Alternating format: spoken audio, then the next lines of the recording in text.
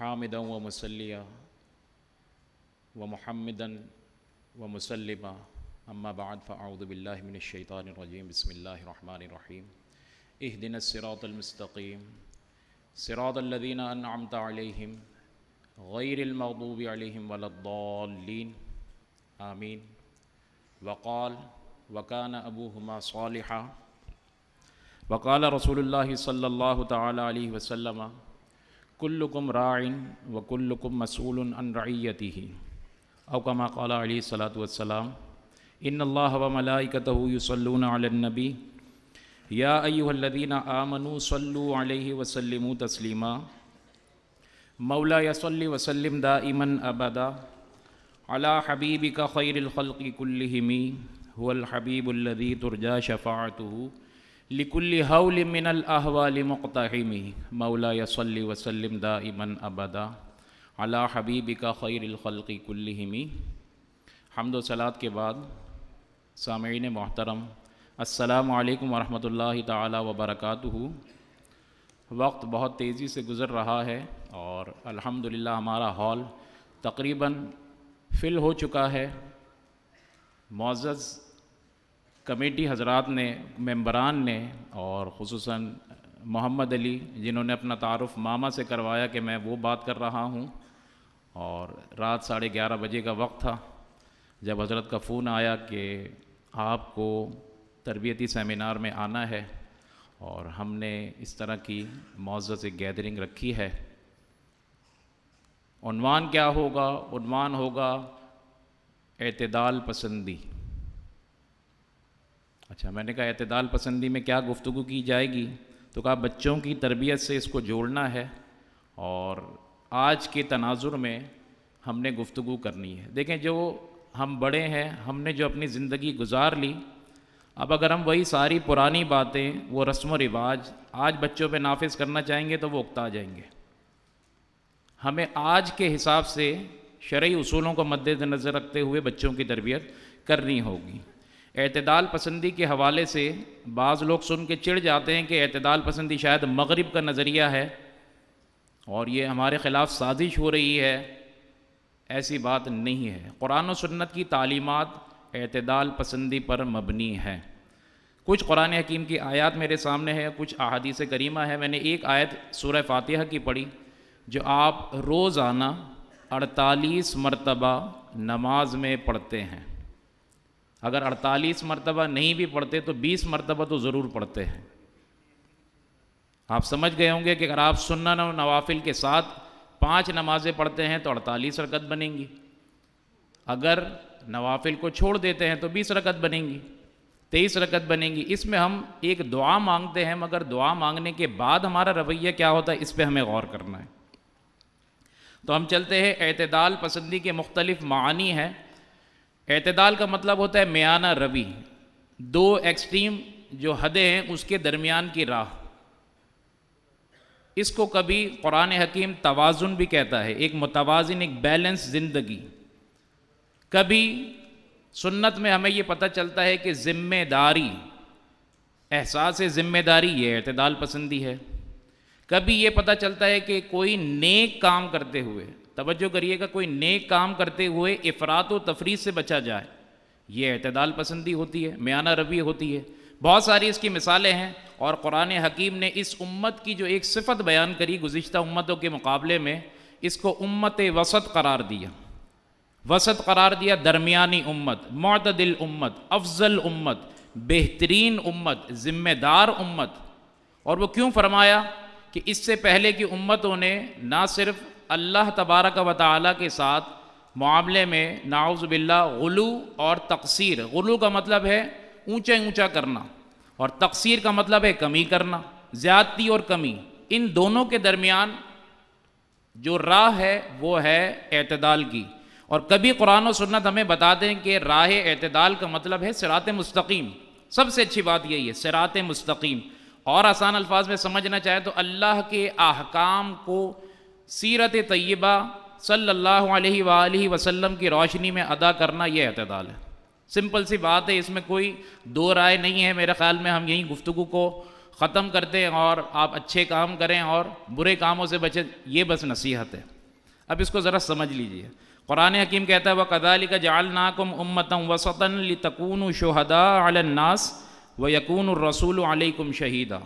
اے لوگوں، ہم نے تمہیں افضل امت قرار دیا، معتدل امت قرار دیا، متوازن امت بنایا، تاکہ تم لوگوں پر جو تم سے پہلے گزر گئے ان پر تم گواہ بنو۔ گواہ کسی ایونٹ کے ہوتے ہیں، جیسے میں یہاں آپ کو دیکھ رہا ہوں، آپ مجھے دیکھ رہے ہیں، ایک واقعہ ہو رہا ہے، ہم ایک دوسرے کو دیکھ رہے ہیں تو ہم گواہ ہیں، صورتحال کے وقت، سچویشن کے وقت موجود ہیں۔ ہم سے پہلے کی امتیں تو ہمارے درمیان موجود نہیں ہیں، پھر ہمیں کہا جا رہا ہے تم ان پر گواہ بنو وَيَكُونُ الرَّسُولُ عَلَيْكُمْ شَهِيدًا، اور یہ رسول کریم صلی اللہ علیہ وسلم تم پر گواہ بنے۔ اب قیامت کا دن ہوگا، گزشتہ امتیں بھی ہوں گی، انہوں نے جو غلو و تقصیر کی ہوگی وہ اس کا انکار کریں گے کہ انبیاء نے تو ہمیں ایسی تعلیمات نہیں دی۔ اس امت کو لایا جائے گا کہ ان سے پوچھو۔ اب اس کے افراد کہیں گے کہ یہ جو رسولوں کی تعلیمات ہیں بالکل حق ہیں، ہمیں بھی یہی بتایا گیا تھا، ہم نے اس پر عمل کرا، اپنا گواہ لاؤ۔ رسول کریم صلی اللہ علیہ وسلم کو پیش کیا جائے گا، وہ ہمارے حق میں گواہی دیں گے کہ ہاں یہ جو فرماتے ہیں یہ صحیح ہے۔ تو ہم نے قیامت کے دن گواہ بننا ہے۔ گواہ کب بنیں گے؟ جب ہم خود گواہی دینے کے قابل ہوں گے۔ امت وسط، اس کا میں نے معنی بتایا، افضل امت، بہترین امت، متوازن امت، معتدل امت، ذمہ دار امت، یہ ہم نے تمہیں بنایا۔ ایک حدیث بہت سنتے رہتے ہوں گے کہ کلکم راعٍ وکلکم مسئول عن رعیتہ۔ نبی علیہ السلام نے فرمایا اے لوگوں، تم میں سے ہر ایک ذمہ دار ہے، تم میں سے ہر ایک چرواہا ہے۔ راعٍ کا مطلب ہوتا ہے چرواہا۔ چرواہا ظاہر ہے اپنے ریوڑ، اپنے بکریوں، جانوروں کا ذمہ دار ہوتا ہے، وہ دیکھتا ہے کہ اسے کسی مصیبت سے، خوف سے بچایا جائے، دانہ پانی دیا جائے۔ حضور نے فرمایا تم میں سے ہر شخص نگہبان ہے اور اس سے اس کی نگہبانی کے بارے میں پوچھا جائے گا۔ باپ اپنے اہل و عیال کا ذمہ دار ہے، اس سے اس کے بارے میں پوچھا جائے گا۔ بیوی اپنے شوہر کی ذمہ دار ہے کہ وہ جب غیر موجود ہو تو اس کی آل کی اور اولاد کی حفاظت کرے، اس کی عزت کی حفاظت کرے۔ ایک حاکم وقت ذمہ دار ہے کہ اپنی رعایا کی ذمہ داریوں کو، اس کے حقوق کو ادا کرے۔ تو ہم میں سے کوئی بھی بچ نہیں سکتا، سب ذمہ دار ہیں، سب سے ان کی ذمہ داریوں کے بارے میں پوچھا جائے گا۔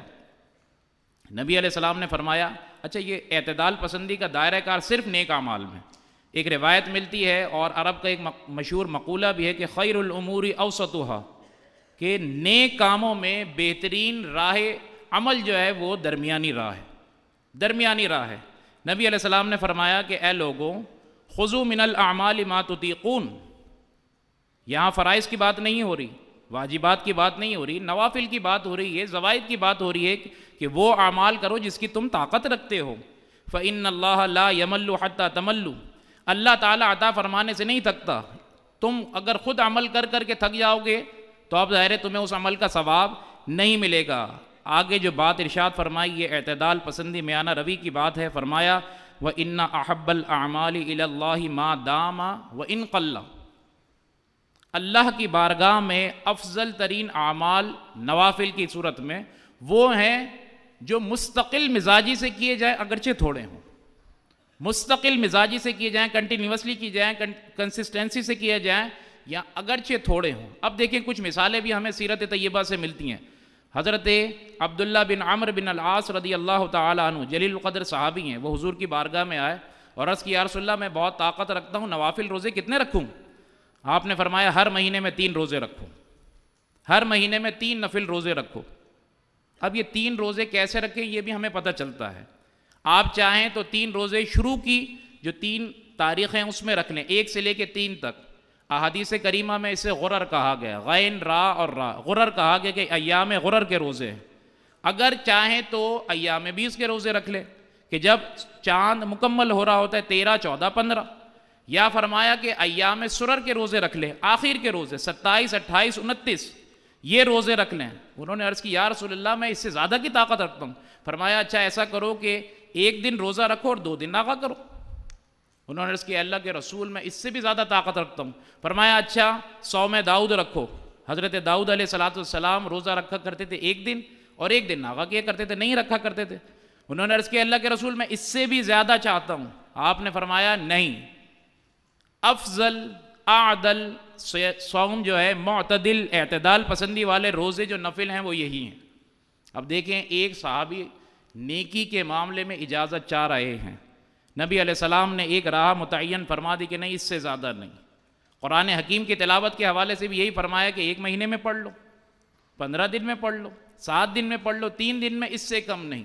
یہ سب راہ اعتدال نیک اعمال کے حوالے سے ہیں. گناہ ہے، تھوڑا کریں گے زیادہ کریں. اور ایک بات بہت اہم ہے کہ ہمارے ہاں یہ بیان کیا جاتا ہے کہ گناہ صغیرہ پر اصرار اسے گناہ کبیرہ بنا دیتا ہے. یہ آپ نے سنا ہوگا ائمہ سے، علماء سے، گناہ صغیرہ پر اصرار کرنا، مصر ہو جانا، اسے بار بار کرنا اسے گناہ کبیرہ بنا دیتا ہے. تو اس میں ایک بات یاد رکھیں، وہ جو صغیرہ ہے اس کا تو گناہ صغیرہ کا ہی ہے. یہ جو آپ اس پہ مصر ہو رہے ہیں، بار بار کر رہے ہیں، یہ مستقل ایک گناہ ہے اور کبیرہ ہے. بات سمجھ آئی؟ بہت سمپل سی بات ہے کہ وہ صغیرہ تو صغیرہ ہی ہے، مگر اس پہ جو اصرار ہو رہا ہے، بار بار کیا جا رہا ہے، یہ دلیری گناہ کبیرہ ہے، اس سے توبہ کرنی ہے. اب افراط و تفرید جو ذات باری تعالیٰ میں کی گئی، اس میں یہودی سر فہرست ہیں. قرآن حکیم ان کو بار بار نقل کرتا ہے، اور معاذ اللہ وہ یہ کہا کرتے تھے ان اللہ فقیر و نحن اغنیاء. معاذ اللہ، اللہ نے ان کا یہ جملہ قرآن میں محفوظ رکھا آیت کی صورت میں. وہ کہتے تھے ہم امیر ہیں، غنی ہیں، اللہ فقیر ہے. معاذ اللہ. اب یہ کیا تھا؟ شان الوہیت کے اندر تقصیر تھی. یا وہ یہ کہتے تھے کہ ید اللہ مغلولہ، نعوذ باللہ، اللہ کے دستے عطا جو ہیں وہ بندھے ہوئے ہیں، وہ دیتا نہیں، عطا نہیں کرتا.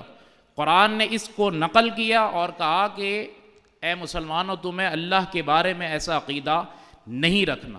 انبیاء کے بارے میں دیکھیں، انہوں نے جب غلو کیا تو صالحین اور گزر جانے والے، دنیا سے تشریف لے جانے والے انبیاء کرام کی قبور کو سجدہ گاہ بنا لیا، انہیں پوجنے لگے، یا اپنے صالحین کے بت بنا لیے، انہوں نے پوجنے لگے. یہ غلو کی اعلیٰ قسم تھی. یا معاذ اللہ جب تقصیر پر آئے، کمی کرنے پر آئے، تو یہودیوں نے حضرت عیسیٰ علیہ السلام کو ملعون ٹھہرا دیا معاذ اللہ، اور ان کے قتل کے در پہ ہو گئے. ہمیں ان دونوں سے بچ کر رہنا ہے، افراط و تفرید کا شکار نہیں ہونا. اللہ کی بارگاہ میں تو جتنی آپ اس کی حمد و ثنا بیان کریں، اعلیٰ حضرت رحمۃ اللہ تعالیٰ فرماتے ہیں وہ کم ہے.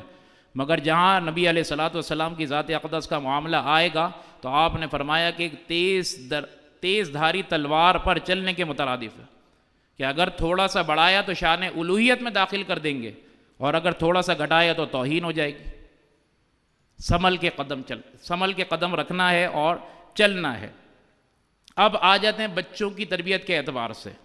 دیکھیے اعتدال کے جو مختلف معنی ہیں میانہ روی، ایک اس میں معیشت کے اندر اکنامکس کے حوالے سے وہ ہے اقتصاد. ہم پڑھتے بھی ہیں علم الاقتصادیات، علم المعیشت کو علم الاقتصادیات بھی کہا جاتا ہے. ٹھیک ہے. نبی علیہ السلام نے فرمایا سب سے اچھا تحفہ جو باپ اپنے بچے کو دیتا ہے وہ ہے ادب، اچھا ادب. ما نحل والد ولدا من نحل افضل من ادب حسن. اچھا ادب سکھانا، ہمیں اپنے بچوں کو اچھا ادب سکھانا ہے. مگر یہ ادب سب سے پہلے کن چیزوں کا ہوگا؟ یہ بھی ہم حدیث مبارکہ سے پوچھتے ہیں. نبی علیہ السلام نے فرمایا کہ اپنے بچوں کو ادب سکھاتے ہوئے 3 باتیں سکھاؤ. نبی علیہ السلام کی محبت سکھاؤ، ان کے اہل بیت کی محبت سکھاؤ، اور قرآن کی تعلیم دو. شروع یہاں سے کرنا ہے. نبی علیہ السلام کی محبت، اہل بیت کی محبت اور قرآن کی محبت. اب ہم ذرا غور کریں نبی علیہ السلام سے ہماری محبت اور عقیدت کتنی ہے. نام آتا ہے ہم جھوم جاتے ہیں، درود شریف پڑھتے ہیں. عمل کے معاملے میں ہم کہاں کھڑے ہیں؟ عمل کے معاملے میں دیکھیں گے تو فرائض میں بھی غفلت ہو رہی ہے، واجبات میں بھی غفلت ہو رہی ہے، سنتوں میں بھی غفلت ہو رہی ہے. یہ کیوں ہو رہی ہے؟ محبت تقاضا کرتی ہے عمل کا.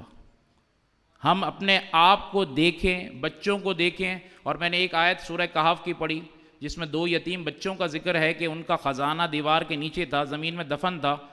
ان دونوں معزز حضرات نے اس دیوار کو حضرت خضر نے اس دیوار کو تعمیر کر دیا، اور پوچھنے پر بتایا کہ وَكَانَ أَبُوهُمَا صَالِحًا، ان کا باپ نیک انسان تھا. اعلیٰ حضرت رحمۃ اللہ تعالیٰ نے نقل کرتے ہیں کہ یہ والد ان کا جو ہے وہ براہ راست نہیں بلکہ چڑھ دادا سکھڑ دادا اس سے بھی اوپر 14ویں پشت کے اندر وہ نیک شخص تھا، اللہ نے اس شخص کی برکات اس کی اولاد میں رکھی۔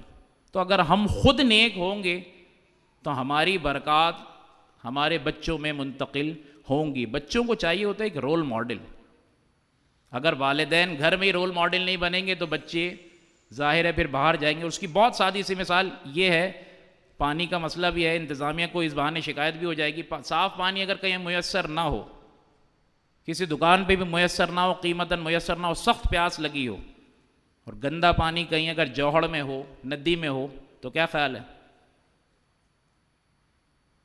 جان بچانے کے لیے تو پینا پڑے گا نا، ہم پئیں گے۔ جب اچھا ماحول گھر میں نہیں ہوگا، محلے میں نہیں ہوگا، اسکول میں نہیں ہوگا، ٹیوشن میں نہیں ہوگا، گیدرنگز میں نہیں ہوگا، تو بچہ لامحالہ دوسری طرف جائے گا، وہ پینے پر مجبور ہوگا۔ اس کو ایک ماحول چاہیے۔ ہم ہر وقت یہ کہیں کہ نیکی کرو نیکی کرو نیکی کرو، بچہ اس سے بھی اکتا جائے گا۔ درست بات، میں اکثر یہ عرض کرتا ہوں کہ درست بات درست وقت پر درست انداز میں درست لوگوں کے سامنے پیش کی جائے گی تو وہ قبول کی جائے گی۔ ان میں سے کسی ایک چیز کے اندر بھی اگر فلو ہوگا، شارٹ کمنگز ہوں گی، شارٹ کٹس ہوں گے، تو بات قبول نہیں کی جائے گی۔ بہت آسان سی مثال ہے، آپ سنتے رہتے ہیں کہ ایک بادشاہ نے خواب دیکھا کہ اس کی ناک لمبی ہو گئی ہے۔ اس نے صبح بلا لیا دربار میں کہ مجھے بتاؤ میری ناک لمبی ہو رہی ہے، اس کی کیا تعبیر ہے؟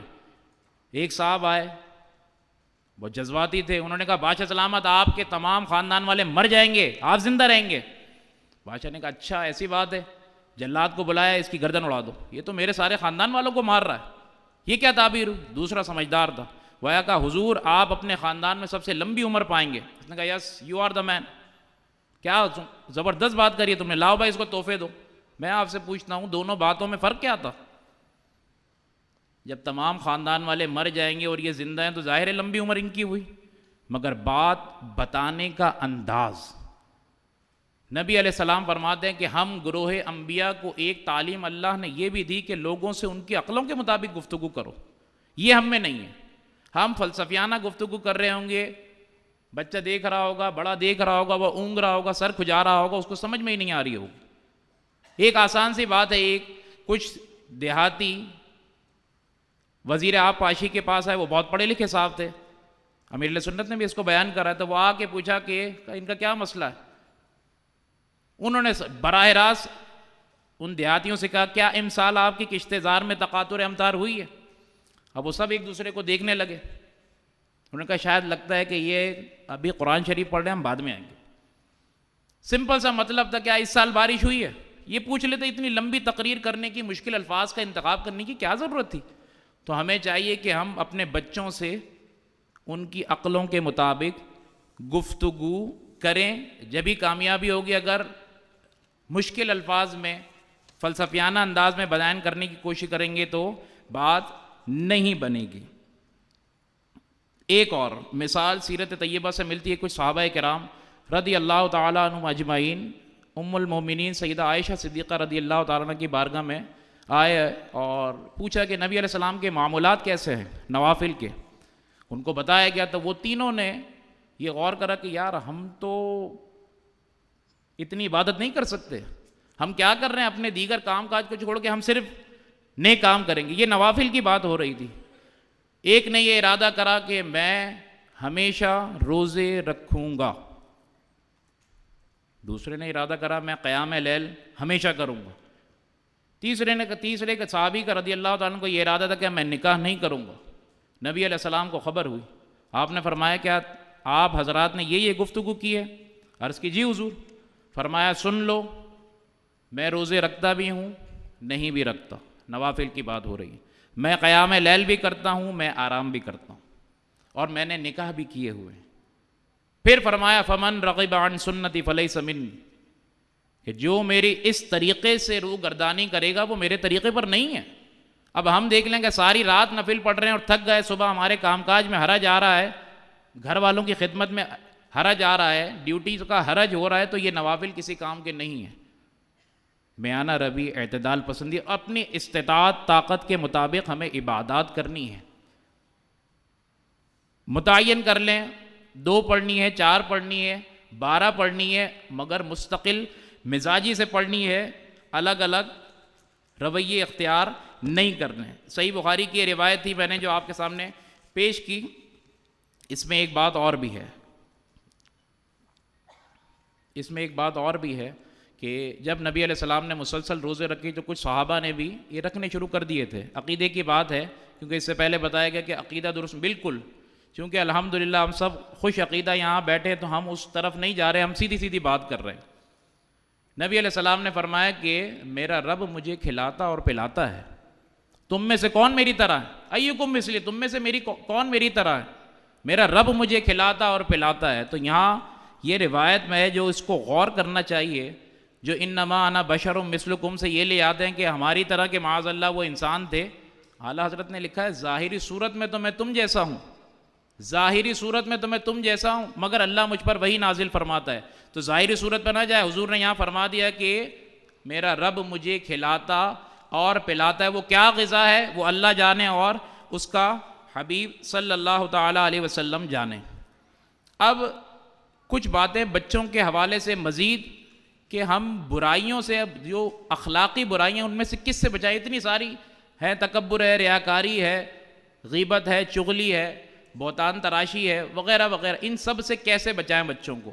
تو میں اس نتیجے پہ پہنچا ہوں، قرآن حکیم کا اگر آپ مطالعہ کریں گے تو جن باتوں سے پناہ مانگنے کا حکم دیا گیا ہے، جن چیزوں کی برائی سے پناہ مانگنے کا حکم دیا گیا ہے، اس میں سر فہرست تو شیطان ہے۔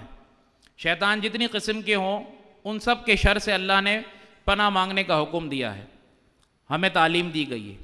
دوسری، اگر سورہ آپ فلق کا مطالعہ کریں، سورہ فلق کے اندر اللہ تعالیٰ نے دھاگوں پر گرائیں لگا کر پھونکنے والی یعنی جادوگر عورتوں کے شر سے پناہ مانگنے کا حکم دیا ہے، اور آخر میں جو بات ہے یہی برائیوں کی جڑ ہے۔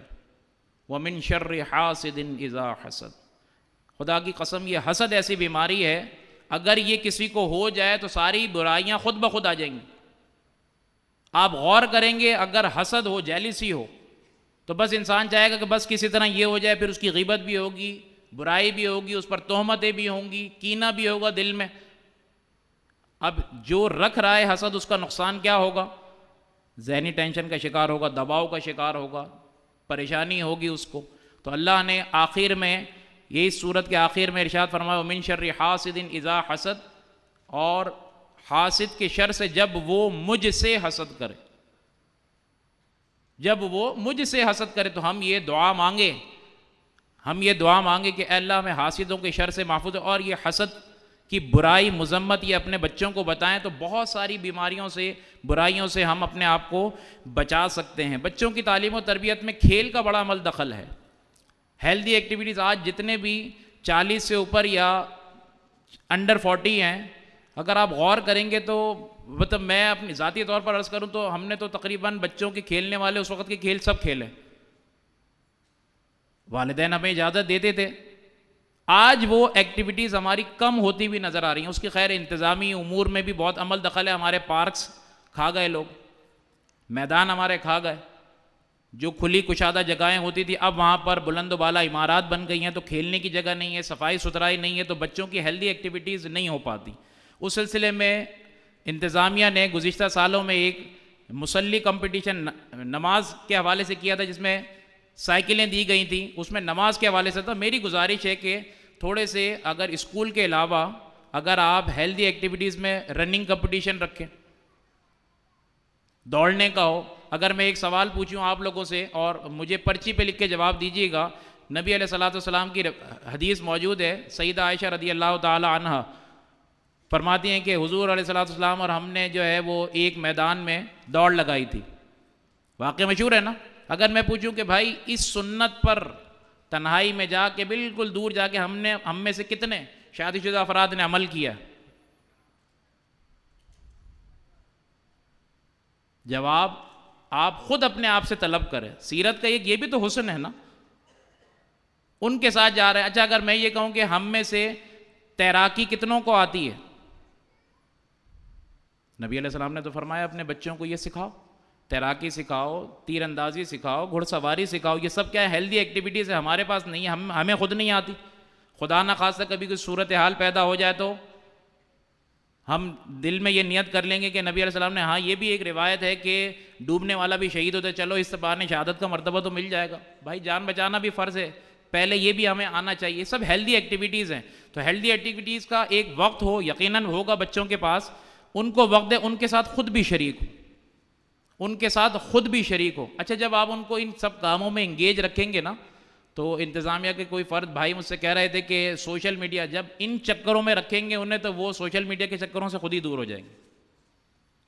بات وہی ہے کہ جب ستھری ہیلدی ایکٹیویٹیز ان کے پاس نہیں ہوں گی تو تن آسانی والی یہ ہوں گی. تن آسانی، ہم اپنے بچوں کو یوں سمجھے کہ پیمپرڈ کر چکے ہیں، انہیں ہم نے کمفرٹ زون کے اندر رکھا ہوا ہے اور اس سے نکالنا نہیں چاہتے ہیں. ایک انٹرویو میں نے پڑھا تھا گلف کنٹری کی کسی رائل فیملی کا، اس نے کہا کہ حضرت آپ تو بلینرز ٹریلینرز ہیں. تو اس نے کہا بھائی بات یہ کہ میرے باپ دادا نے اونٹوں پہ سفر کیا تھا، میں نے اچھی گاڑیوں میں کرا، میرے بیٹے کے پاس اپنے ہائی جیٹ ہیں، وہ شاید اس سے بھی زیادہ اعلیٰ کوالٹی کی چیزیں، مگر مجھے یہ یقین ہے کہ میرا پوتا یا پڑ پوتا ضرور دوبارہ اونٹ پہ بیٹھیں گے. تو انٹرویو لینے والے نے پوچھا کہ یہ کیا بات ہوئی، کیا اس وقت تباہی آ جائے گی، سب ختم ہو جائے گا؟ اس نے کہا بات یہ نہیں ہے، بات یہ کہ میرے ماں باپ نے، میرے باپ دادا نے جس زمانے میں آنکھ کھولی تھی، مصائب اور مشکلات نے انہیں مضبوط اعصاب کا مالک بنایا تھا. تو مضبوط لوگ پیدا ہوئے اس زمانے میں، انہوں نے بعد والوں کے لیے آسانیاں پیدا کری، اور جو آسان لوگ ہوتے ہیں وہ بعد والوں کے لیے مشکلات پیدا کرتے ہیں. تو ہم یہ دیکھیں کہ ہم اپنے بچوں کو کمفرٹ زون میں تو نہیں رکھے ہوئے کہ بس اے سی سے نکلے، اے سی میں ہی بیٹھے، وہ اے سی میں ہی جائے اور وہاں سے واپس آئے، کبھی اس کو یہ دھوپ بھی تو دکھائے. مجھ سے ایک دوست کہہ رہے تھے کہ حامد بھائی میں نے تو ماشاءاللہ اتنا کیا ہوا اتنا کیا ہوا. میں نے کہا آپ جہاں رہتے ہیں نا وہاں سے چنکی رکشا چلتا ہے، جی 25 چلتا ہے، آپ وہاں سے کبھی بچے کے ساتھ بیٹھیں اور عائشہ منزل تک آئیں، بچے کو پتہ تھا وہ میرا باپ کن صحبتوں میں جاتا ہے، میرے لیے کما کے لے کر آتا ہے، اسے یہ احساس ہونا چاہیے. اور کچھ خریداری کر کے لے کر آئیں فلانی بیکری سے، 2-3 دفعہ آنا جانا رکھیں، پھر اس کے تاثرات دیکھیں، اسے ہوا تو لگائیں باہر کی، پتہ تو چلے، کمفرٹ زون سے نکالیں. تعلیم میں بھی یہی ہے، نہیں بیٹا تم یہاں لگ جاؤ، ماں باپ لائن میں لگے ہوئے. ہم کالج میں پڑھاتے ہیں، ماں باپ بہن بھائی لائن میں لگا ہوا، فارم جمع کرا رہا ہے، بچہ آرام سے وہاں پر موبائل استعمال کر رہا ہے. یہ کون ہے؟ انہی کا فارم جمع کرانے ہیں. اتنی کمفرٹ زون، لائن میں اس کو لگے رہنے دیں، آپ بیٹھ جائیں. تو کچھ چیزیں ہم نے بھی حد اعتدال سے تجاوز کیا ہے، اس کا ازالہ کرنا ہے. یہ اگر عادات پختہ ہو گئیں تو ہمارے لیے مشکل ہوگی. ترکی کے ایک صاحب نے ایک عالم دین کو وصیت کی، نصیحت کی، ان کے بچے جرمنی میں پڑھ رہے تھے، تو کہنے لگے کہ جتنی جلدی ہو سکے ان بچوں کو یہاں سے نکالو اور پاکستان لے جاؤ. کہا حضرت میں خود عالم دین ہوں، میں نے دنیا دیکھی. فرمایا کہ یہ بتاؤ. وہ لے کے گئے گملے کے پاس، ایک چھوٹا گملہ تھا، اس میں چھوٹا سا پودا تھا. کہا کہ اگر میں آپ سے کہوں کہ اس پودے کو اس گملے سے نکال کے ادھر کیاری میں لگا دو تو؟ اس نے کہا آسان ہے. اٹھایا لگا دیا. پھر ایک تناور درخت کے پاس لے کے گیا، کہا اس درخت کو ذرا وہاں منتقل کرنا ہے. اس نے کہا نہیں، جڑوں سمیت نہیں جا سکتا، اس کی جڑیں مضبوط ہو چکی ہیں، یہ تناور بن چکا، اب یہ یہاں سے شفٹ نہیں ہوگا. کہا کوئی شفٹ ہونے کی سہولت ہے؟ کوئی آپشن؟ کہا ہاں کٹ کے جائے گا. کہا بس یہ بات تمہارے لیے نصیحت ہے. ابھی بچے چھوٹے ہیں، یہ جس ماحول میں مشنری اسکول کے اندر پڑھیں گے ان کی جڑیں مضبوط ہو جائیں گی، عقائد خراب ہو جائیں گے، اعمال خراب ہو جائیں گے، اخلاقیات خراب ہو جائیں گی، پھر کیا ہوگا؟ وہ کہتا ہے مجھے وہ بات اتنی خوبصورت لگی کہ میں پھر یہاں پاکستان لے آیا. ان بچوں کو میں نے کہا پڑھتے رہیں گے، نیشنلٹی ان کی ضرور ہو، مگر یہاں تو ہم دیکھیں ہمارے بچوں کی عادات خدا نخواستہ پختہ تو نہیں ہو رہی. ہم اپنے آپ کو پہلے غور کریں، ہماری کیسی عادات بنی ہیں. ہم ہر معاملے میں ایسا تو نہیں 19-20 والا چلا رہے ہوتے، نہیں. پرفیکشن چاہیے مگر اعتدال پسندی کے ساتھ چاہیے. کھیل کود انہیں فراہم کرنا ہے، خود بھی ان کے ساتھ انگیج ہونا ہے. اور صبر و شکر کا جو ہے نا مشعلۃ الارشاد آپ کے سامنے جو ہے وہ ہے راہ عمل ہے. اعلیٰ حضرت رحمۃ اللہ تعالیٰ نے بچوں کے حقوق کے حوالے سے ایک رسالہ مشعلۃ الارشاد تحریر فرمایا ہے. اس کے اندر بہت سارے بچے اور بچیوں کے حقوق لکھے ہیں. ہم صرف یہ دیکھیں کہ اس میں سے اخلاقی چیزیں کتنی ہیں. دیکھیں ماشاءاللہ عمل کے اعتبار سے یہاں جتنے بچے بیٹھے ہیں مجھے یقین ہے 100% یقین ہے وہ نمازی بھی ہوں گے، روزے آتے رمضان آتے ہوں گے، وہ روزے بھی رکھتے ہوں گے، مگر یہ دیکھیں اخلاقی جو اس میں آنی چاہیے تھی، حالت فرماتے ہیں 7 سال کی عمر تک یہ باتیں اس میں آ جانی چاہیے، ہم اس کا جائزہ لیں کہ یہ ہمارے بچوں میں موجود ہیں، اگر ہیں تو شکر ادا کریں اور ان کی پختگی کی طرف جائیں، اللہ کا شکر ادا کریں، رول ماڈل پیش کریں۔ اور بچوں سے میری یہ نصیحت ہے، ہم سب بچے ہیں مگر جو بچے ہیں ان سے میری گزارش ہے، نصیحت ہے، ریکویسٹ ہے کہ بیٹا جب اپنے آپ کو ایسے پیش کرو کہ جب باہر نکلو تو دوسرے والدین تم پر رشک کریں کہ یہ فلاں کا بیٹا دیکھو کتنا سعادت مند ہے، کاش میری اولاد بھی ایسے ہو جائے۔ آپ ان کے نمائندہ ہیں، ریپریزنٹیٹیو ہیں، آپ کو ان کی عزتوں کا خیال رکھنا ہے۔ انہوں نے یقیناً آپ کی اچھی تربیت کی ہے، کوتاہی ہو جاتی ہے، شرارتیں ہوتی ہیں، بچوں میں شرارتیں نہیں ہوں گی تو کس میں ہوں گی؟ ہونی چاہیے، ٹھیک ہے، مگر ایک حد تک ہوں، مزاح ہو جس کو ہم کہتے ہیں مذاق مستی ہو، یہ بھی ہے مگر سنجیدہ ہو، اس میں ولگریٹی نہ ہو، بےہودگی نہ ہو، بالکل نہ ہو۔ ہم اپنی گفتگو جو کرتے ہیں اس کے اندر دیکھیں سوشل میڈیا کا ایک امپیکٹ یہ بھی ہوا ہے کہ ہم جس ماحول میں رہتے ہیں تو وہ الفاظ ہم بولتے ہیں، بہت سارے گفتگو کرتے ہوئے ایسی بات کرتے ہیں یار یہ تو فلاں کلپ میں سنا تھا نا، تم یہ کیسے بول رہے ہو؟ بار بار یہی چیز ریپیٹ ہو رہی ہے تو ہم نے وہ نہ چاہتے ہوئے بھی انکانشیسلی اس کو اختیار کر لیا ہے۔ گفتگو سلیقے سے کریں۔ نبی علیہ السلام نے فرمایا کہ اسلام، انسان کے اچھے اسلام کی نشانی یہ بھی ہے کہ وہ اچھی بات کرے یا خاموش رہے۔ من حسن اسلام المرء ترکہ ما لا یعنی، اس پر ہم عمل کریں، غیر ضروری باتوں میں ہم پڑے ہی نہیں۔ اور یہ نوٹ کر لیں کہ جس چیز میں دین اور دنیا کا نفع نہیں ہے وہ فضول بات ہے، جس چیز میں دین اور دنیا کا نفع نہیں ہے وہ فضول بات ہے۔ اعتراض ہو سکتا ہے کہ سر ہم تو دنیا سے بالکل الگ ہونا چاہتے ہیں، دین دین دین، میرے بھائی اس دنیا میں رہ کے ہی دین پر عمل کرنا۔ اگر آپ دنیاوی امور میں ایسے الجھ گئے کہ دین سے بالکل غافل ہو گئے، اب یہ دنیا، ورنہ ہمارا کمانا، کہیں نوکری کرنا، تجارت کرنا، کھیتی باڑی کرنا، یہ سب دینی کام ہے۔ دین ایمانیات کا مجموعہ ہے، عبادات کا مجموعہ ہے، اعمال کا مجموعہ ہے، اخلاقیات کا مجموعہ ہے، سارا دین اس میں پوری زندگی شامل ہے۔ ہم صرف عبادات تک محدود نہ رہیں، معاملات میں بھی ہمیں فیئر ہونا چاہیے۔ اخلاقیات کے اندر تو ہمارے جتنے اچھے اخلاق ہوں گے، ہمارا دشمن آج ہم پر جو وار کر رہا ہے، خصوصاً مرتدین جو ختم نبوت کو نہیں مانتے، ان کا سب سے بڑا حربہ پوری دنیا میں اخلاقیات ہے۔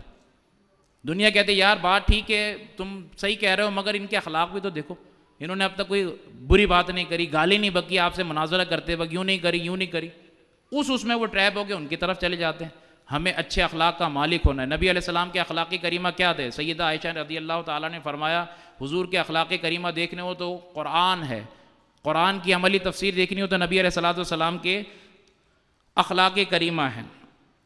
ایک بات اور، مولانا آصف اقبال صاحب تشریف فرما ہے، انہوں نے یہ روایت ہمیں بتائی تھی تو آج بس اختتام کی طرف ہم جا رہے ہیں۔ نبی علیہ السلام نے فرمایا ادبوا اولادکم علی 3 خصال، اپنی اولادوں کی تربیت جو ہے وہ 3 بنیادوں پر کرو، حب نبیکم و حب اہل بیتی۔ نبی علیہ السلام سے پوچھا کہ یا رسول اللہ کیا آپ کے ازواج مطہرات اہل بیت میں شامل ہیں؟ حضور نے فرمایا ہاں اہل بیت میں شامل ہیں، اور وہ بھی شامل ہیں جنہیں زکوٰۃ دینا حرام ہے۔ پھر اس کے آگے فرمایا کہ قراءۃ القرآن، قرآن حکیم کی تلاوت۔ ہم میں سے بہت سے ایسے ہیں کہ جو قرآن پڑھ لیتے ہیں، اچھا نہیں پڑھ پاتے، ہم نے اس کی طرف توجہ کم دی ہے، مگر اس مدرسے کا الحمدللہ یہ فیض ہے، اور گزشتہ سالوں میں جو ایک ہو رہا ہے کہ بہت اچھے قاری اور حافظ ہمیں یہ فراہم کر رہے ہیں، اللہ تعالیٰ ان کی مدد فرمائے۔ ہمیں ان کا دست و بازو بننا چاہیے، اپنے بچوں کو ان کے پاس بھیجنا چاہیے کہ ہمارا بچہ کم از کم اس اچھی خصلت پر تو ہو کہ اسے قرآن حکیم درست پڑھنا آتا ہو۔ ہم سب کو قرآن حکیم درست انداز سے اتنا پڑھنا، اتنا سیکھنا ہم پر فرض عین ہے جس سے ہماری نمازیں درست ہو سکے، اتنا ہم سب کی ذمہ داری ہے۔ کیا ہم اتنا قرآن حکیم اچھا پڑھنا جانتے ہیں؟ کیا کبھی یہ ضرورت پیش آئے کہ مسجد میں جہری نماز میں ہم مردوں میں سے کسی کو کہا جائے آپ تلاوت کریں، نماز پڑھائیں، تو ہم شرمندہ ہو کے پیچھے نہ ہو جائیں، بلکہ ہم کہیں جی ہمیں اتنا اچھی تلاوت آتی ہے کہ ہم آگے آ کے امامت کر سکتے ہیں۔ کیونکہ آخر میں جو آپ کو ایک پیغام دینا ہے وہ یہ ہے کہ ہم میں سے ہر ایک مرد اور خاتون کو ایک رول ماڈل، ایک لیڈر بننا ہے. مردوں کو مردوں کا لیڈر بننا ہے، خواتین کو خواتین کا لیڈر بننا ہے. وہ کس طرح ہوگا؟ قرآن حکیم ہمیں ایک دعا کی تعلیم دیتا ہے، ربنا ہب لنا من ازواجنا وذریاتنا قرۃ اعین. ہم یہ جائزہ لیں کہ ہمارے گھر بار والے ہماری آنکھوں کی ٹھنڈک ہیں. آنکھوں کی ٹھنڈک بہت وسیع معنوں میں، آنکھوں کی ٹھنڈک ہے. اگر ہے الحمدللہ، نہیں ہے تو دعا کریں اور کوشش کریں، ربنا ہب لنا من ازواجنا وذریاتنا قرۃ اعین. اور آگے کیا فرمایا؟ وجعلنا للمتقین اماما. نبوت کا اختتام ہو چکا ہے. امت کے من جملہ اجتماعی فرائض میں سے ایک فریضہ یہ ہے تبلیغ دین کا. تو ہمیں بڑھ کر آگے لوگوں کو گائیڈ کرنا ہے، ان کا رہنما بننا ہے، ان کو لیڈ کرنا ہے. تو ہم خود اچھے ہوں گے، ہمیں دیکھ کے لوگ فالو کریں گے. یہ دعا میری گزارش ہے کہ جب بھی نماز پڑھیں، نوافل ہوں، سنن ہو، امام صاحب کے پیچھے نہیں پڑھیے گا، کیونکہ امام صاحب جلدی سے سلام پھیر دیں گے اور آپ یہ دعا پڑھ رہے ہوں گے. ایسا نہیں کریے گا. جب بھی آپ تنہا نماز پڑھیں تو آخر میں مسنون دعاؤں میں اس کو شامل کریں، ربنا ہب لنا من ازواجنا وذریاتنا قرۃ اعین. نماز پڑھ رہے ہوں گے، قبولیت کا وقت ہوگا، ہماری اولادوں سے، گھر والوں سے ہمیں آنکھوں کی ٹھنڈک ملے گی، تو بہت ساری پریشانیاں ہماری خود بخود دور ہو جائیں گی. اور خرچ کرتے ہوئے، معاملات کرتے ہوئے اعتدال پسندی یہ ہے، دوبارہ اس کی طرف آتے ہیں کہ دو پہلوؤں میں سے کوئی سا بھی نہ ہو. انما نطعمکم لوجہ اللہ لا نرید منکم جزاء ولا شکورا. اپنے بچے کو خالصتاً للہیت والا کرے، کہ جو کام کرے اللہ کی رضا کے لیے کرے، جو کام کرے اللہ کی رضا کے لیے کرے. قرآن کہتا ہے کہ لا نرید منکم جزاء ولا شکورا. ہمیں تم سے کوئی بدلہ بھی نہیں چاہیے، تم سے کوئی کلمات تشکر بھی نہیں چاہیے. ہم نے یہ کام کیا اللہ کی رضا کے لیے. تو للہیت ہو، مادیت نہ ہو، دکھاوا نہ ہو. اپنے بچوں کو جب کہیں چندہ باکس میں کسی کی مدد کرنے کے لیے بھیجیں تو ایک تعلیم دے علماء نے بہت اہم بات ارشاد فرمائی ہے، توجہ دلانا ضروری ہے. وہ یہ ہے کہ جب ہم کسی فقیر کو کچھ دیتے ہیں، بچوں کے ذریعے دلواتے ہیں، تو بچہ اس سے کہتا ہے، ہم نے بھی ایسا کرا ہے. بچے سے ہم کہتے ہیں بابا ہمارے لیے دعا کرو، کہتے بابا ہمارے لیے دعا کرو. وہ دعا کرتا ہے، اتنی ساری دعائیں میں ہم خوش ہو جاتے ہیں. علماء نے فرمایا کہ جب آپ نے اس کو دیا، صدقہ کیا، اس پہ انفاق کیا، تو یہ اللہ کی رضا کے لیے تھا. جب اس نے آپ کو کوئی دعا دی تو آپ فوراً یہ کہیں اللہ آپ کے حق میں بھی یہ قبول فرمائے، تاکہ وہ دعا اور آپ کی دعا ایک دوسرے کا بدل ہو جائے اور آپ کا یہ دینا آخرت کے لیے ذخیرہ ہو جائے. اگر اب ہم غور کریں تو اس پر کتنا عمل کرتے ہیں. قرآن تو ہم سے یہ تقاضا کر رہا ہے، انما نطعمکم لوجہ اللہ، اللہ کی رضا کے لیے تمہیں کھلاتے ہیں، تم سے کوئی بدلہ بھی نہیں چاہتے، کلمات تشکر بھی نہیں چاہتے. بے لوس ہو جائیں، خدا کے لیے ہو جائے. مساجد میں عموماً معذرت کے ساتھ ہم مسلمانوں میں سے ہی کچھ ایسے لوگ ہیں کہ ان کے نام پکارے جاتے ہیں بقاعدہ، فلاں صاحب نے، فلاں بن فلاں نے اتنے روپے دیے. کچھ کے نام نہ لیے جائیں تو وہ ناراض ہو جاتے ہیں، بھائی میرا نام تو آیا ہی نہیں، اگرچہ میں بڑا سیٹ نہیں ہوں مگر میرا نام تو آنا چاہیے تھا. یہ کون سی چیز ہے؟ ہم نے اللہ کی رضا کے لیے دیا. نام نہ آئے، گم نام نامور بنے، گم نام نامور بنے، کہ جب آپ جائیں تو لوگ آپ کو یاد کریں. اور جن کی ہم ملت کی اتباع کرتے ہیں، حضرت ابراہیم علیہ السلام، ان کی ایک پیاری دعاؤں میں سے ایک یہ دعا بھی ہے. ہم میں سے کتنے یہ مانگتے ہیں؟ آج توجہ دلا رہا ہوں آپ کی. آپ نے فرمایا وَاجْعَلْ لِي لِسَانَ صِدْقٍ فِي الْآخِرِينَ. اعلیٰ حضرت نے اس کا بڑا پیارا ترجمہ کرا. اعلیٰ فرماتے ہیں، اور اے اللہ آنے والوں میں میری سچی ناموری کر دے. جو آنے والے لوگ ہیں ان میں میری سچی ناموری کر دے. جھوٹی ناموری نہیں چاہیے، سچی ناموری چاہیے. جتنے ہمارے بزرگان دین ہیں، اولیاء ہیں، انہوں نے اللہ کی رضا کے لیے کام کرا. آج گزرے وہ ان کو صدیاں گزر گئیں، مگر جب بھی ان کا نام آتا ہے ہمارا سر جو ہے نا عقیدت سے جھک جاتا ہے، دل سلام عقیدت پیش کرتا ہے اور ہمارے منہ سے نکلتا ہے رحمت اللہ تعالیٰ علیہ، رحمت اللہ تعالیٰ علیہ. کیوں نکلتا ہے؟ انہوں نے اپنی ساری زندگیاں اللہ کے لیے گزاری تھیں، ان کو سچی ناموری مل گئی. اپنے بچوں کو یہ بتائیں کہ دنیا میں جتنا عرصہ رہنا، یہ اصل تو بات یہ کہ اس وقت، اور جو سورہ فاتحہ میں ہم پڑھتے ہیں اہدنا الصراط المستقیم صراط الذین انعمت علیہم، یہ انعام یافتہ بندے اللہ کے جو ہیں وہ 4 گروہ ہیں، جن میں سے قیامت میں ہمیں جن میں سے 4 میں سے ایک کا ہونا ہے. اللہ اپنی رحمت سے ہمیں جنت میں داخل کرے مگر ان 4 میں سے کوئی ایک ملے. سب سے افضل جو ہے وہ انبیاء کا ہے. انعم اللہ علیہم من النبیین والصدیقین والشہداء والصالحین وحسن اولئک رفیقا. اللہ فرماتا ہے کہ جن لوگوں نے ایمان لائے اور نیک اعمال کرے قیامت کے دن وہ 4 زمروں میں سے ایک کے ساتھ ہوں گے. انبیاء کے ساتھ ہوں گے، صدیقین کے ساتھ ہوں گے، شہداء کے ساتھ ہوں گے، یا نیک لوگوں کے ساتھ ہوں گے. ہم دعا تو مانگتے ہیں مگر وہ اعمال بھی کریں کہ ان لوگوں کے ساتھ ہوں.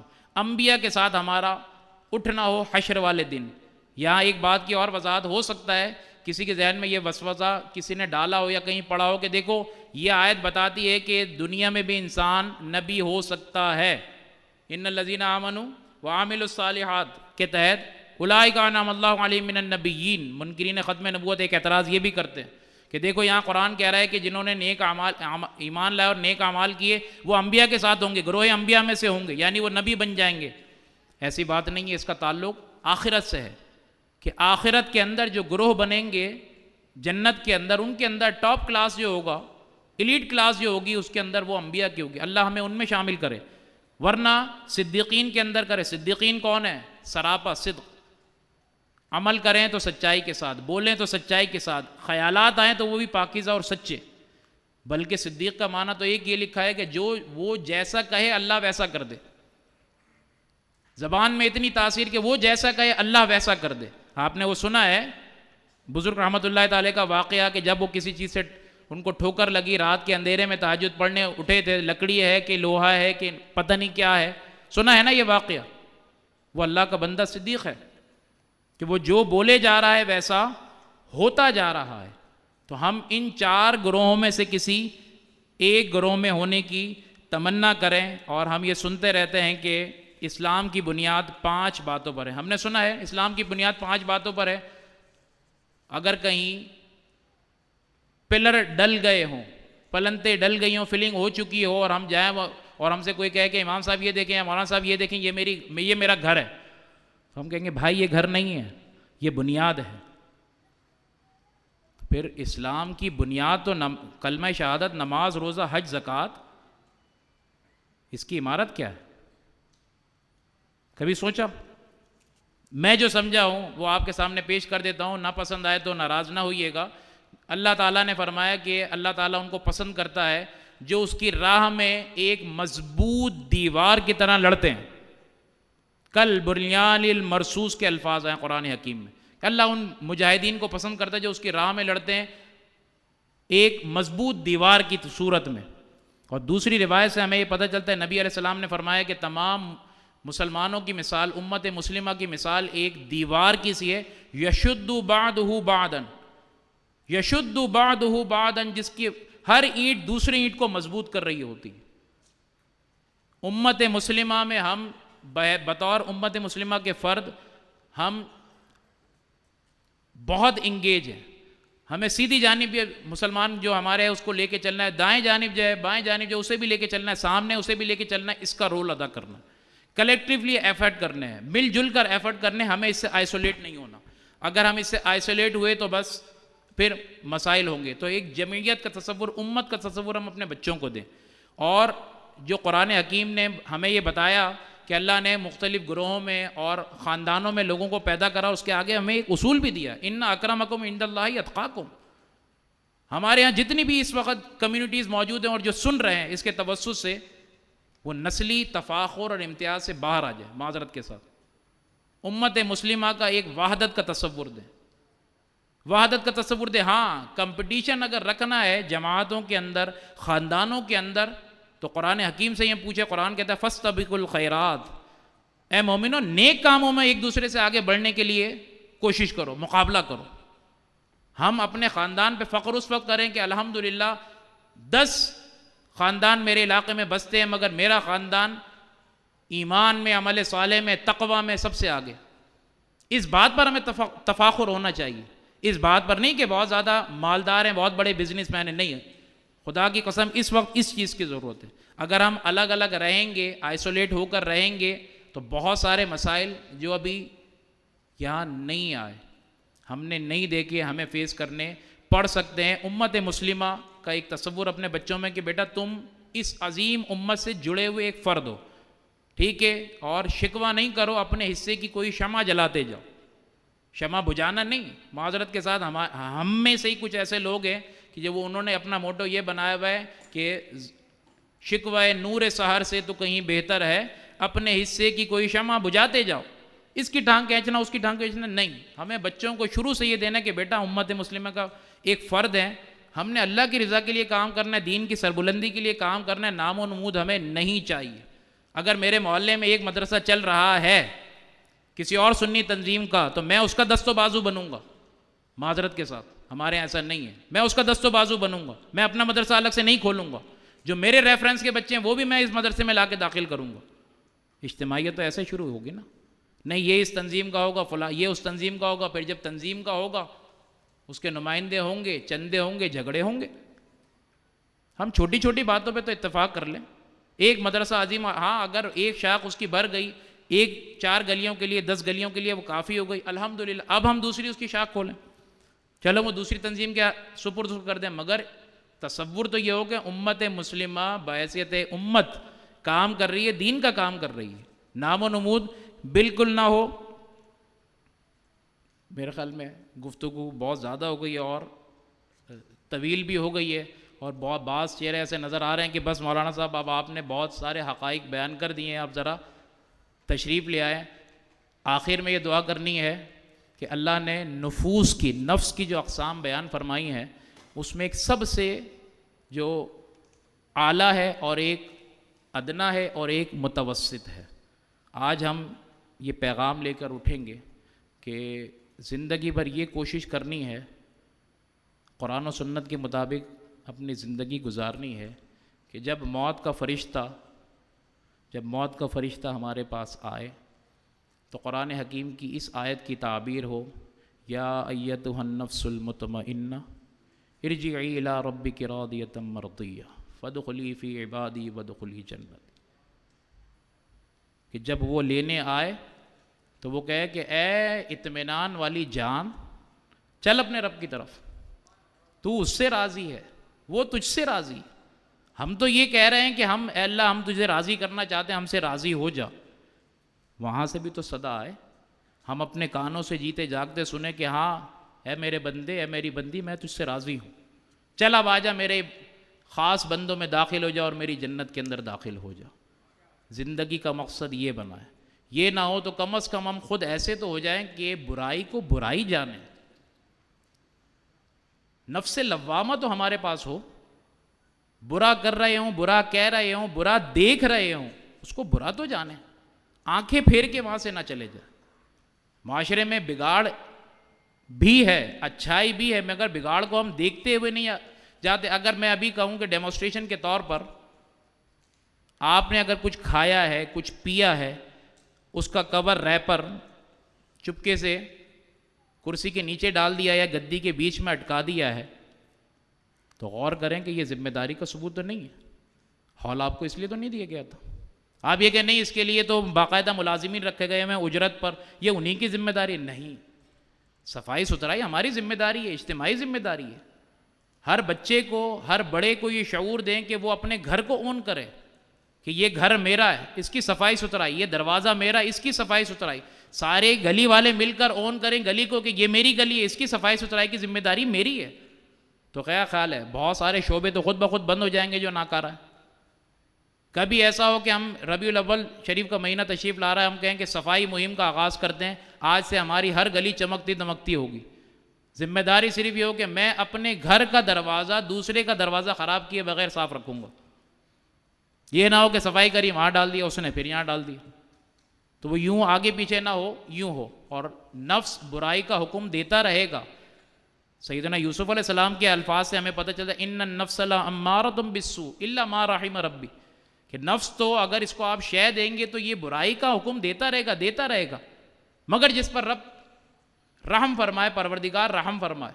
تو یہ نفوس کی جو اقسام ہیں آپ کو اچھی طرح معلوم ہونا چاہیے کہ ہمارا خانقاہی نظام جو قائم ہوا تھا وہ اسی بنیاد پر ہوا تھا کہ جو لوگ نفوس امارہ رکھتے ہیں اور خود سے کوشش نہیں کر پا رہے یا ان سے نہیں ہو رہی، اس خانقاہ کے اندر اس کی تربیت ہو، اس سے اعلیٰ مرحلہ آئے کہ کم از کم برائی کو برائی تو جانیں۔ اندر سے ایک آواز تو آئے جس کو آپ کہتے ہیں یہ ضمیر کی آواز، دل کی آواز ہے میرے، لوامہ ہو جائے، پھر اس سے آگے اعلیٰ درجہ ہے۔ مگر ہم فنا فی الشیخ ہو کے سب چیزوں سے چلے جاتے ہیں۔ فنا فی الشیخ مقصد نہیں ہے، منزل نہیں ہے، یہ ایک وسیلہ ہے۔ شیخ کو بھی چاہیے کہ وہ وصول الی الرسول علیہ السلام کی منزل طے کرائے، نبی علیہ السلام سے ہمارا رشتہ مضبوط کرائے، جڑوائے، اگر ہم خود نہیں کر سکتے ہیں۔ بس نفس امارہ لوامہ نہیں، اس سے اعلیٰ درجے کا دنیا میں ہمیں ہر فیسلٹی جو ہے نا وہ پلاٹینیم چاہیے، گولڈ بھی نہیں چاہیے، پلاٹینیم چاہیے جی، یہ ہونی چاہیے، یہ ہونی چاہیے۔ دینی معاملے میں بھی جب ہمارا ضمیر ہو، ہمارا نفس ہو، تو وہ مطمئنہ ہو، اور اللہ کرے ہمیں جیتے جی وہ آواز آئے ہم اپنے کانوں سے سنیں، بلکہ وہاں سے تو آواز آ رہی ہے، ہم تو مائل بکرم ہیں، کوئی سائل ہی نہیں۔ اور کرامت علی شہیدی کا شعر، اور پھر بات ختم۔ پروردگار کی رحمتیں، برکتیں، لطف و عنایت ہر وقت چھما چھم برس رہا ہے۔ وہ عرض کرتے ہیں عام ہے اس کے تو الطاف، شہیدی سب پر۔ کرامت علی شہیدی جنگ آزادی کے شہداء میں سے ہیں، شاعر تھے بہت اچھے، اور اعلیٰ حضرت رحمۃ اللہ تعالیٰ کے والد گرامی نے ان کا یہ شعر جو ہے نقل کرا ہے، ان کے دیوان میں بھی ملتا ہے، فضائل دعا کے اندر ان کا یہ شعر ہے، عام ہے اس کے تو الطاف، شہیدی سب پر، تجھ سے کیا ضد تھی اگر تو کسی قابل ہوتا۔ ہمیں اپنے آپ کو اس قابل بنانا ہے۔ اگر ابھی باہر بارش ہو رہی ہو اور ہم کہیں بارش ہو رہی ہے، مجھے کوئی کان میں آ کے کہے تو میں تو کہہ دوں گا بارش نہیں ہو رہی، تو کہا جائے گا مولانا صاحب ذرا باہر آئیں دیکھیں بارش ہو رہی ہے۔ میں نکلوں باہر اور چھتری لے کے نکل جاؤں، نہیں اب بھی بارش نہیں ہو رہی، یا وہ بارانی پہلوں، رینی ڈریس پہلوں نہیں ہو رہی، تو یہ میں اپنے آپ کو خود محروم کر رہا ہوں اس کی طرف سے۔ تو یہ صدا آتی ہے کہ اے میرے بندے، اگر تو ایک بالش میری جانب بڑھے گا میری رحمت ایک ہاتھ تیرے دوڑ آئے گی، اگر تو میری طرف چل کے آئے گا تو میری رحمت تجھے دوڑ کے گلے لگا لے گی۔ اللہ تعالی ہمیں اپنے دامان رحمت میں لے اور ہم پر اپنی رحمتوں کی بارش برسائے، ہمیں ایسا بندہ بنائے جو اسے اور اس کے حبیب صلی اللہ علیہ وسلم کو پسند ہے، اسے آسان الفاظ میں ایک معتدل مسلمان، ایک ذمہ دار مسلمان، ایک بہترین مسلمان ہم کہہ سکتے ہیں۔